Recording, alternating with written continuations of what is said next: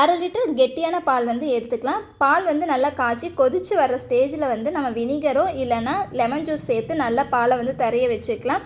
இந்த ஸ்டேஜில் வந்து நம்ம வடிகட்டி எடுத்துக்கலாம். வடிகட்டிட்டு நம்ம தண்ணி ஊற்றி நல்லா அலசிக்கலாம். அப்போ தான் அதில் இருக்க ஸ்மெல்லெல்லாம் போய் நல்லாயிருக்கும். இப்போ வந்து தண்ணி வந்து நல்லா புழிஞ்சு எடுத்துக்கலாம். உதிரியாக இருக்கிற பன்னீரை நல்லா பிசைஞ்சு ஒன்று சேர்கிற மாதிரி நாம் பிசைஞ்சு எடுத்துக்கலாம். இப்போ வந்து ரோஸ் மில்க் எசன்ஸ் வந்து சேர்த்துருக்கேன். இதை வந்து பன்னீரில் நல்லா வந்து மிக்ஸ் பண்ணி பிசைஞ்சு எடுத்துக்கலாங்க. இப்போ நமக்கு தேவையான ஷேப்பில் வந்து உருட்டி எடுத்து வச்சுக்கலாங்க. மொத்தமாக எனக்கு 11 உருண்டை வந்து கிடச்சிது 1/2 லிட்டர் பால்லைங்க.